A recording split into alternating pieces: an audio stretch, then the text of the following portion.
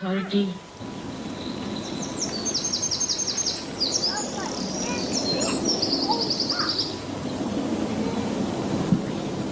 In the most auspicious time, that is called as Krita Yuga,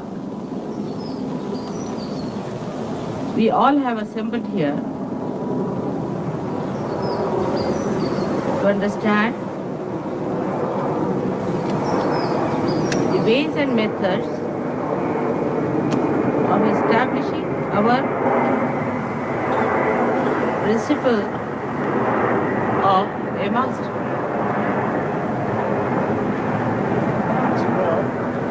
Krita Yuga.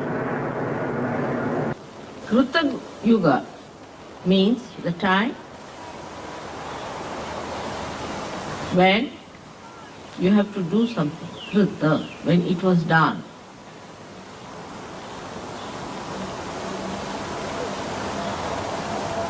So, you are the channels of that way, doing the work of God. You are the channels of God Almighty and His power. On one side, you have to carry the dignity, the glory, and the assumption that you are a guru. On the other side, you have to be completely surrendered to your God Almighty. All your dignity, your authority comes from Him. And the third thing is that the way He has created this universe and you, in a mood of play, you have to see His play. So, a kind of mood that is cheerfulness should be really bubbling through you. So far, the idea of Guru was that such a person never laughs, never smiles, always in a temper. That was all right for Gurus who did not have to have any contact with the public but hang themselves with a string somewhere in the Himalayas. But here we are facing the entire universe, which has to receive the bubbling streams of your love. But that does not mean that you have to be frivolous, because you cannot be. The divine play is not frivolous. It is joyful. And the joy does not have that duality. So, to get to the establishment of your Guru principle, first we should know how it is destroyed. As it is, anything that is not looked after or maintained, that's destroyed. If we do not pay attention, say, to these beautiful plants here, they will be destroyed. Even matter which is not attended to, gets destroyed. So first of all, we have to know that we must be attentive and alert, that if we do not maintain ourselves, we will be destroyed. Because maintenance is not for maintenance sake. It is for stopping the destruction of your Guru principle. When we are negligent or lazy about it, we are responsible for destroying our Guru principle. So the attention that we have is to be given to the maintenance of this Guru principle. The Gurus have the capacity to maintain themselves and maintain others. In the beginning, when the Gurus tried to establish this maintenance principle, they put very, very strong rules and regulations. If you read Bible in the Levi chapter, you will find all the shariats that are described, which they are following now in Riyadh or in the Arabic countries. To maintain that principle within yourself, it's written in such strong languages like such a person who does not do this should be killed to death. If such a person does anything wrong of this kind, should be killed by stoning. That was at the very beginning. So the people now at that stage of evolution required that kind of a fear. This was not meant to in any way to insult or to harm or to take away the freedom of human beings. But it was meant for people to give a great idea of the importance of the principle of Guru within themselves. At that stage, they used the frightening methods, I should say, horribly dangerous time. At that time, people obeyed also. Then another evolutionary step took place where a stage started. People thought they must become austere and start maintaining themselves by tremendous austerity. So it was self-projected. It was not projected towards others, but projected towards themselves.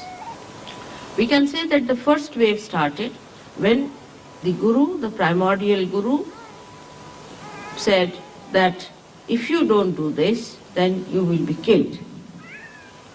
The second stage was where the disciples accepted this within themselves and started telling themselves that if we do not do it, we'll kill ourselves. Austerity started on the basis of wisdom and not on obstinacy. But then it became even fanaticism. So it went to one extreme. It started with the idea of maintenance. It started with the idea of maintenance. Maintenance itself became impossible, or perhaps they thought that they are not being able to maintain. They got confused, and to them rules and regulations became more important than maintenance itself.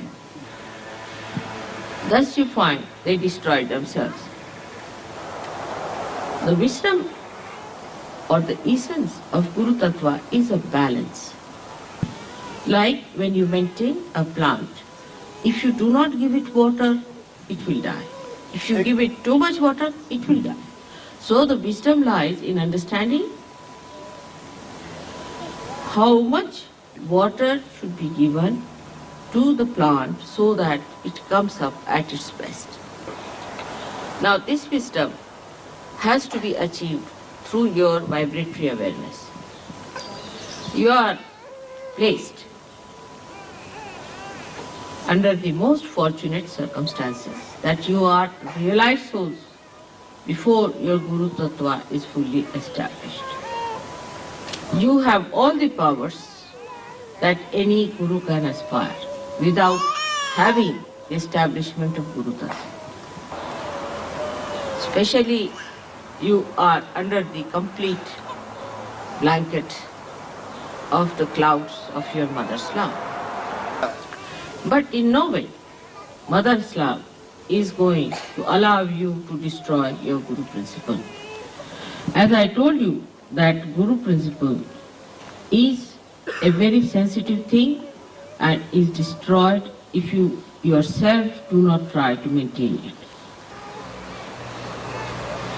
First of all, the destruction starts from the very source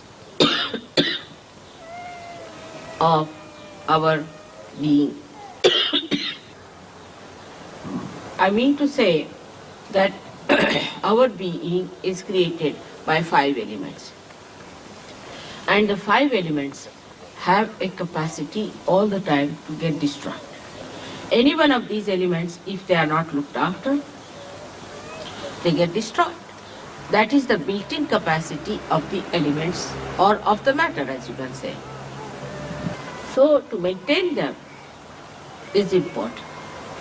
Some people have an idea that once you become a guru, you need not maintain everything, it is maintained by itself. It is not. C'est faux. I agree that the spirit definitely enhances the beauty and the health of these elements. But at the human level, there is always a greater force that is trying to destroy it. So till we have completely become the spirit, there is always a chance of this destruction working it out. One may say, why this balance needed? And this is an important question which we should be able to answer all the people who ask us. Without the balance, you cannot ascend. If you cannot ascend, what's the use of our becoming human beings? For example, everything is God, but nobody is aware. At the human level, you become aware. Means everything exists. Everything is there, but it is not aware. Say there is a stone, that is also God, but it is not yet aware. Like say, this area is completely dark and we are blind. There is nothing to be seen, to be felt or experienced when you are in that condition. Actually, one thinks that darkness is the truth, that ignorance is the truth. But when the sun comes up and the light comes in and your eyes open, you start seeing everything. You start becoming aware. So at human level, you are aware at the highest point. Now this awareness has to become the awareness of the spirit. That has happened to you. You have felt the spirit. But the balance is not there as yet. Your mother has pulled you out and made you that, but still there is imbalance inside. If you go slightly to the left, you can be destroyed. You go to the right, you will be destroyed. So you have to try both the things, as I have told you the methods, which I'll explain. First of all, you have to be austere with yourself. Just separate yourself from yourself. Separate yourself as a spirit and look at your ego and superego. Now you start watching the ego and superego. Do not maintain it. They are the destroying forces.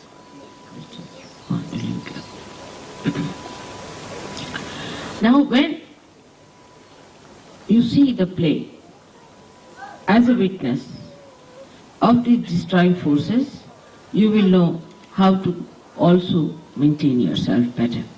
To separate yourself is easier when you take to austerity. The worst thing that elements have done to you is that you have formed habits, all kinds of hands-on. Some people are fond of bathing, some people are fond of not bathing. Some people are fond of getting early in the morning, 4 o'clock, and singing songs and waking up everyone. And some are good at sleeping till 10 o'clock. Some like very light colored dresses, some like very loud colored dresses. If you are English, then you want to have English style everything. Horrible insipid food. If you are French, you want to have wine little bit. If you are Italian, you want to have carbohydrates, too much. If you are Spanish, you want to have too much fats. If you are Indians, you want to have too much of spices. So to change this habit, you have to give first of all the extremes that you like. Now if you say that I like bland food, then you should say, I must eat lot of chilies. If you say, I like pale colors, then you wear very loud ones. Go from one extreme to another extreme to begin with. But I have seen people, when they go from one extreme, they get stuck up on the other side also. So, we have to be in the center, not to the extremes. A man who is an Avadhuta, the one who is a great master, can never be hanged up by any hangs up. He cannot be ruled by any ideas that I like this. He sees beauty in the lush greenery, and he sees beauty in the trees which are devoid of any leaves. Now the trend of getting to austerity in a very funny way has started in the West. Like, if you comb your hair, then you are no good. If you do not smell in the body, then you are no good. If you don't look like a pig, you are no good. All kinds of funny sort of ideas have crawled into the mind because they are going to the other extreme. But we have to learn from the nature. Nature dresses up itself when it has to greet the spring. And when it is the winter, it just gets completely undressed, I should say, because the leaves have to go to the Mother Earth and that the sun has to reach the Mother Earth. It is not attached to anything. Surprisingly, it is much more elemental than we are. While we who are spiritual should have no attachment. But this idea is also a mental idea, which is the worst attachment. It's a very funny attachment, which makes me laugh. That's the biggest joker I've seen, that people get attached to mental ideas. It is like believing that whatever you think mentally will just happen to you. Say for a mental person, he has to go to picnic. He will mentally put in his mind, he is going to take this, that and that. He may even open a file and write it down that I'm going to take this and this and this with me. And when he goes to the picnic, he'll find he's high and dry because he's not taken anything with him. It's all in the file. Your mother is good at speaking and she speaks to you. But it should not be your mental attachment. Like yes, mother says so, and everybody discusses with such great enthusiasm, this is that, but it's not become part and parcel of your being. But it's a very common attachment nowadays, with all the people knowing about everything and having nothing.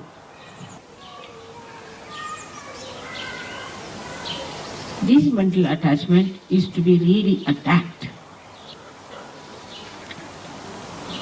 Becoming is seeing. Becoming is experiencing. Becoming is seeing, it is experiencing. Like if I have to come to this place, I must come and see it. If only I have thoughts about it and mental idea, mental picture, it is no good. It's not mine. It's not the truth. So when you become aware, actually what happens? That you see it yourself. So let us see. Get out of that mental conception that you know already about. You do not know, because what you know is just mental. That should be a part and parcel of your being. Now how to do it? Some will say that we'll just go on being austere about it. Then that will become again another obsession. Some will say, all right, mother has said we should enjoy, so we'll just enjoy. How to strike the balance is the big problem, but should not be with people who have vibratory awareness. In that also you can be obsessed. I have seen people talking as if they are all great Sahaja Yogis and no vibrations and saying they are getting vibrations. It is so deceptive. So one has to think that we have to go further and see more and more and know about it. But if you Then ask a French, how are you? Then under the influence of this, they'll say, like this. That means they are always in imbalance. You ask an Englishman, he'll say, don't know. Or they say, I know. There's nothing in between. Now, we have to understand that we are carrying a light in our hand. And the light should not shake. We have to hold the light tight. And we should have a concentrated attention towards the maintenance of the light. And then to tell yourself that we have to see, not to just understand mentally, is to be actually aware, because you are complete otherwise. You are the part and parcel of the whole. You are. But only thing that you have not yet seen that. You have mentally accepted, but you have not become. Because mental projection comes from thought. That means you are at the level of the thought. You have to become thoughtless. But if you live on the basis of thought, then you are still below the archangel. So all the thought waves must be stopped to begin with and should say that, all right, let us see now. So from the Nabhi chakra, you come up to the Agya chakra. Then above that comes the third problem of destruction is emotional. The emotional is a very subtle one.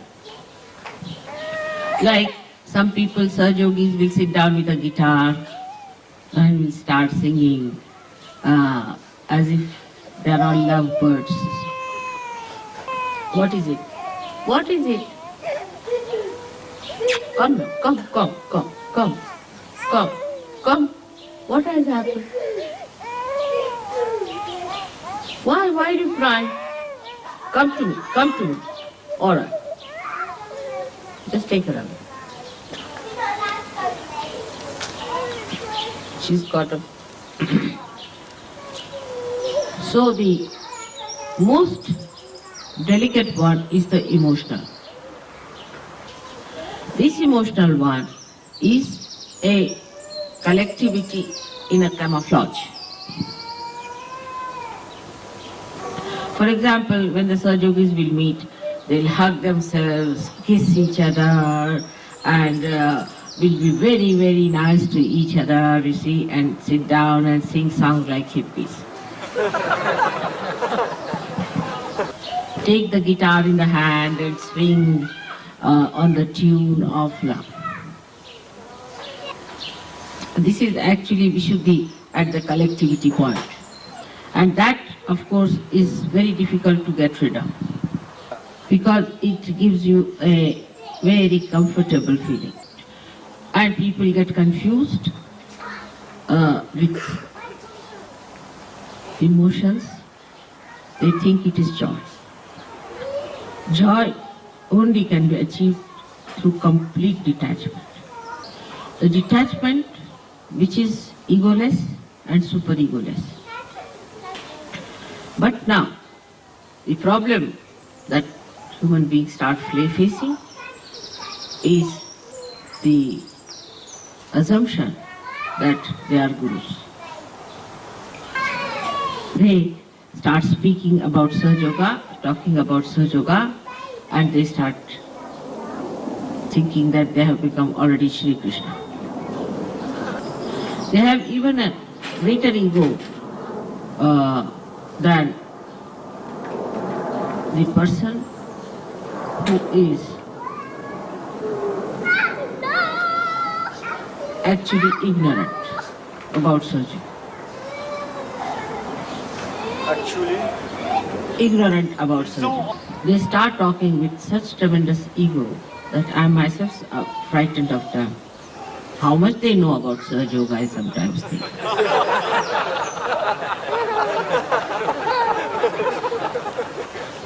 And they start asserting it so much that it's frightening. All this can be also said that they feel that protocol is not all right and there should be proper protocol, so we are looking after the protocol, we are the guards of the protocol, or all these things there. Now, those who are on the emotional side see the ego of others, while those who are on the ego side see the emotions of others. So one criticizes another, but they don't see themselves that they are falling a trap into one of the extremes. So unless and until you are detached, you cannot see it. I will not say I committed a mistake, but it happened to be a mistake. For the first 3 years of Sahaja Yoga, I never talked of a booth. I thought I'll be able to manage without that. But a lady came in Sahaja Yoga who was possessed and who tried all kinds of tantric tricks, so I had to tell her. Now every Sahaja Yogi is a bundle of booths. Chaque Sahaja Yogi est une gerbe de booth. You ask any Sahaja Yogi, why did you do it? Must be a booth. If you say that, how is it that you have done such a thing, then they will say that I do not know, it's the booth who has done it. They are never there, all the booths are there. Now I don't understand how to deal, even as a guru, because if my disciples are there, I can tell them, but if there are booths, what do I have to tell them? I can talk to Sahaja Yogis, but not to booths. They won't listen to me. So this is the greatest escape that Sahaja Yogis have found now, which is the worst, which was never before. So sometimes I feel it was a mistake I introduced this word booth. They excuse themselves by just saying, Mother, it is some negativity. Unless and until there is something in you that contains the negativity, how can there be negativity? If you are detached, if like stone, then you cannot contain this negative water in itself, in it. You don't become more negativity, you become more a guru. Now, when I say that you should not be negative, supposing under such circumstances you should not be a booth, you should be yourself, then they start feeling guilty. So all kinds of anti-guru tricks are working out. I am your guru, and it is anti your guru to play these tricks upon yourself. Now you will play these tricks with me. What's the use? You have to gain something, and you are playing tricks against yourself if you are playing them against me. You have to be more aware. You are not to be destroyed. Apart from that, you have to save others. How will you do it? In case if you do not accept that it is your privilege, that it is your fortune, that you have been chosen to be the medium of God's work.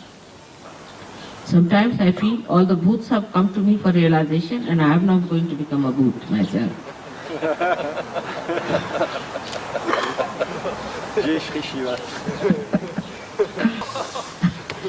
Bhoot also means, Bhutanath is the name of Sri Shankaraj, Sri Shiva. Because he gets after the booths all the time. But you have to be the present and not the booth. Booth means the past. Then what is there to be known? You become. When you are in the present, you just start becoming, evolving, blossoming. Try to be in the present. Do not escape the present. Face it.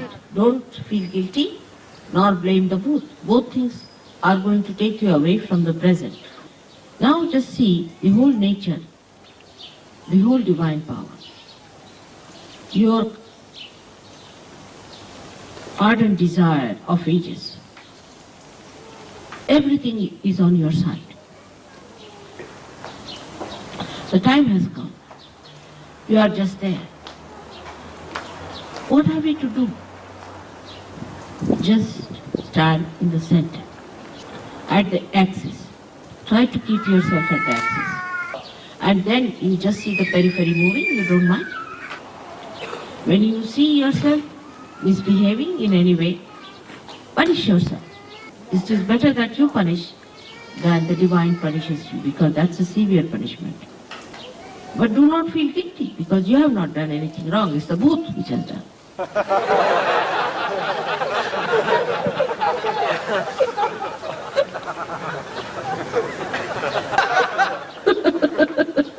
So, we come to the point that we should realize that we are gurus and we cannot be bhoots.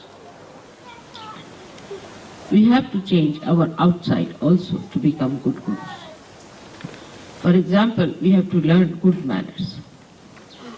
Then these manners become your nature. Sometimes people who are very fond of food, I always tell them they should fast. Whatever you are fond of, try to give up. Try to overcome your sicknesses of attachments, your habits. Once your Guru Tattva is established, you will be accepted as a Guru. There will not be any need for you to say that you are a Guru. People will know that you are. We don't have to then write on our foreheads that we are Gurus. People will know that this is a Guru walking. You can see the divinity walking. You can see the divinity walking, the glory coming up. You have to change from within, and the light of that within enlightenment will be shown outside. But it should not be a mental idea or an emotional idea, but should be the happening, the becoming, the awareness. You have to experience through your own experimentation upon yourself. Even I do that. When I cannot reach you from one end because you are a bhoot, I reach you from the other. If somebody says he is a bhoot, then I see that he suffers a little and faces it, the bhoot in him. For example, I tell someone that please do this, and he forgets completely about it. And he says it is a bhoot that has done. So then he loses his purse, and then I say the bhoot must have taken away the purse.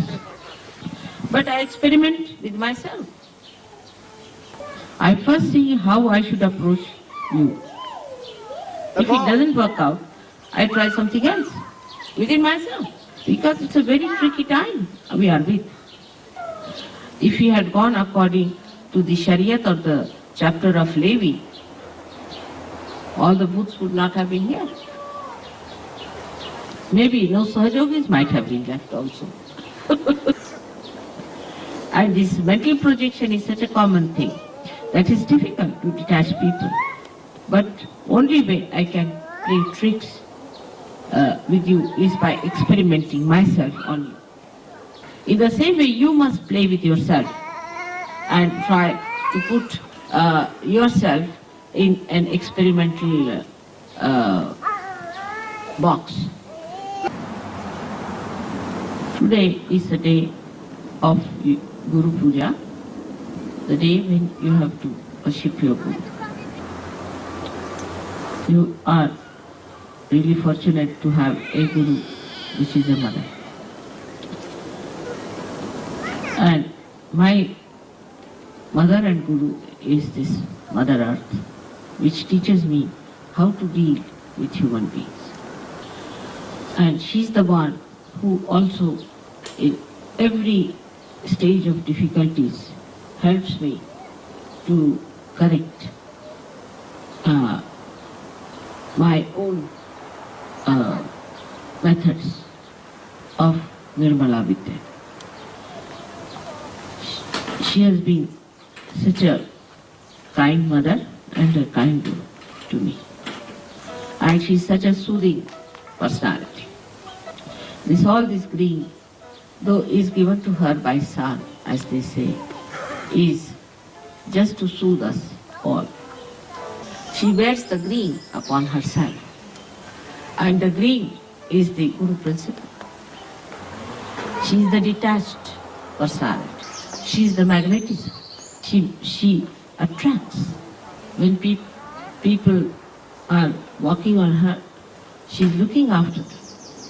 She creates out of her Swayambhus the self. What should we say to Swayambhu? Self-manifested. Yes, self-manifested stones. Her attraction and concern is so great that without her we would be hanging in the air. And she keeps me to the brass tacks, as they say, to the reality. If I wanted, I could be just the spirit and not bother about anybody else. The way she bears our sins, the way she always looks after us and nourishes us despite our so many defects, in the same way a guru should do. She is extremely forgiving, but she explodes as an earthquake, and sometimes hot calcium and hot potassium can come out of her. She produces sulfur for you, for your cure. If England's soil becomes vibrated, then this soil can be used for medicine. In India, people use clay for medicine, for every kind of treatment.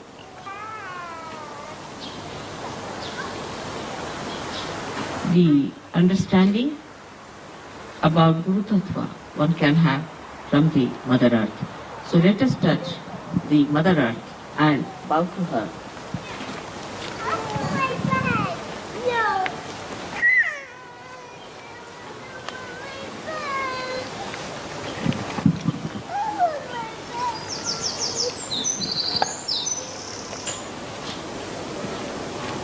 May God bless you.